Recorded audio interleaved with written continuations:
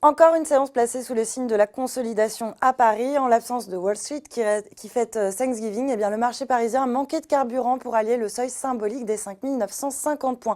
Sur le front de la guerre commerciale, la prudence domine à nouveau la tendance alors que Donald Trump a signé une loi de soutien en faveur de la démocratie à Hong Kong, une décision qui a provoqué une vive réaction de Pékin qui a qualifié ce texte d'abomination absolue et menacé Washington de représailles.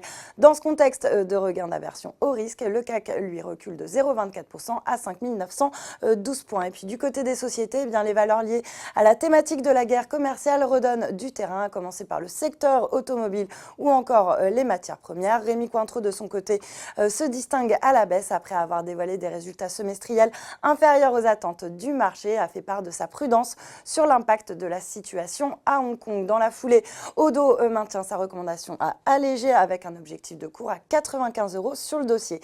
À la baisse également, Soitec qui subit des prises de bénéfices après un parcours boursier exemplaire cette année.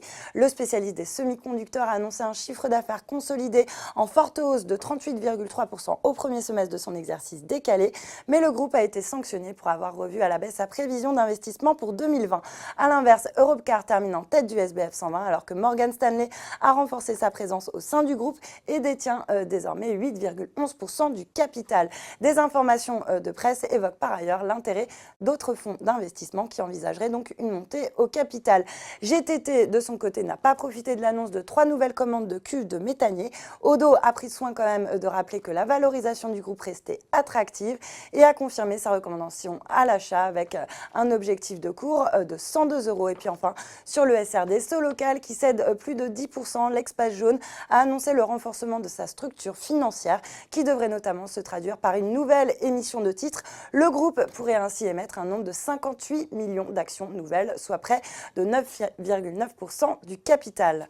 Voilà, c'est tout pour ce soir, mais n'oubliez pas, toute l'actu éco et finance est sur Boursorama.